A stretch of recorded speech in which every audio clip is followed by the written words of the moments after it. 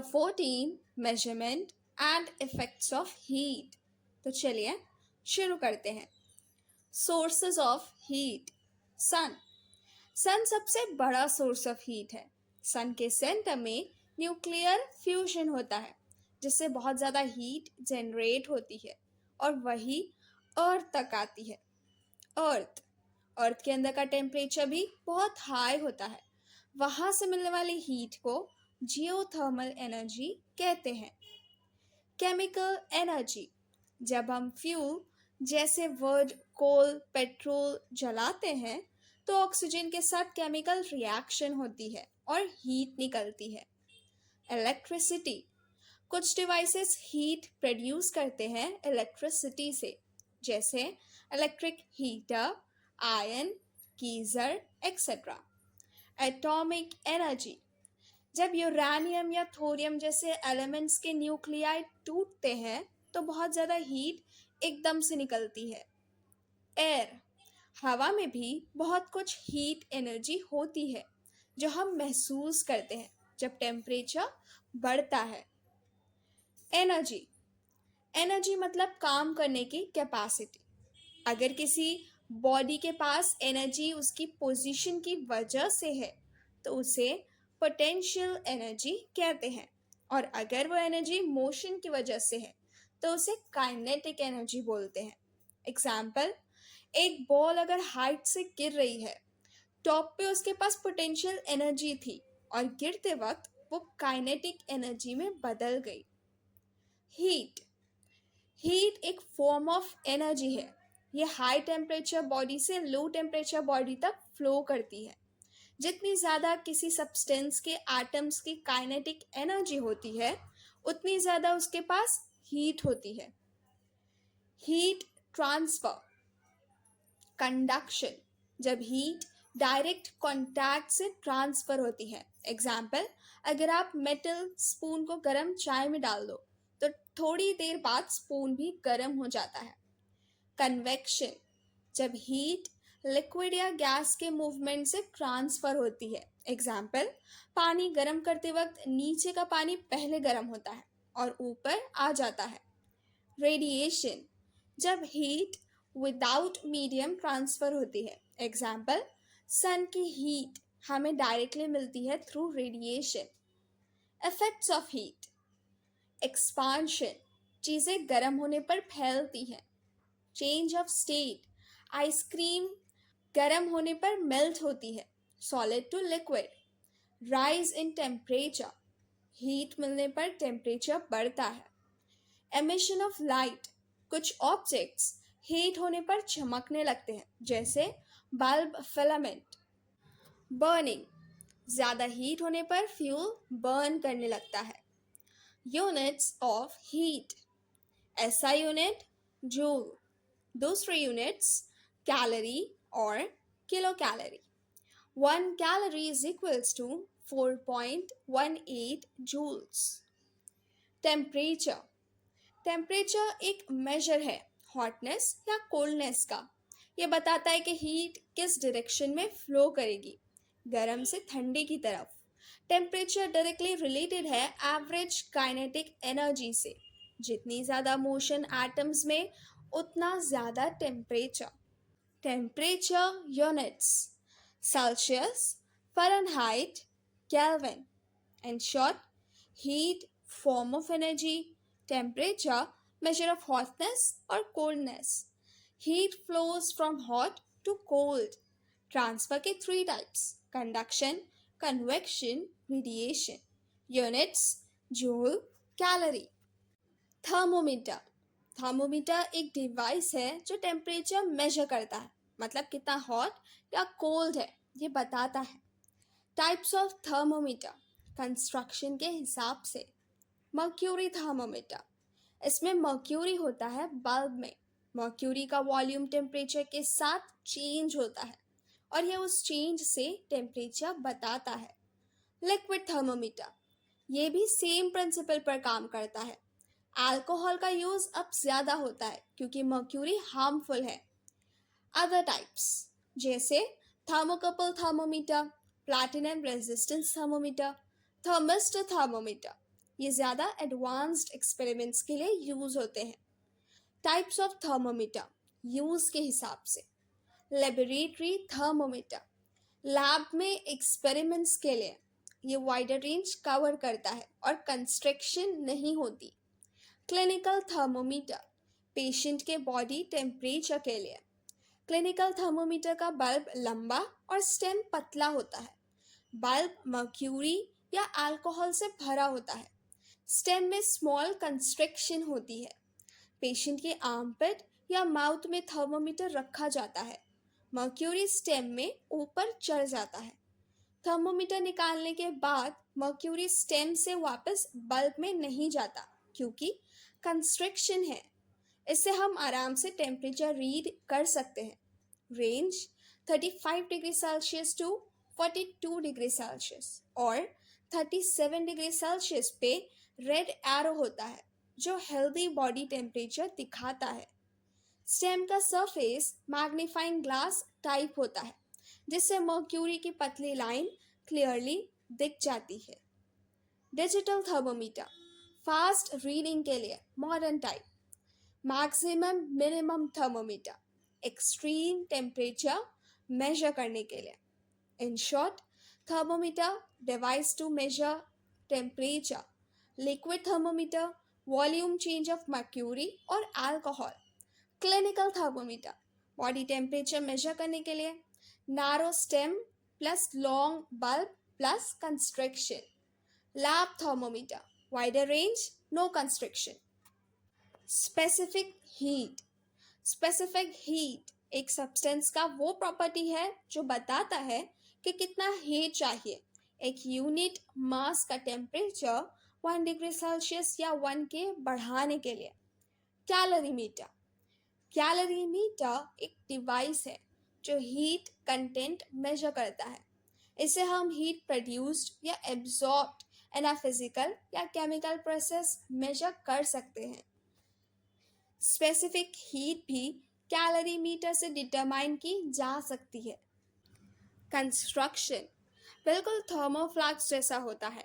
In a vessel copper का और practically thermally isolated होता है।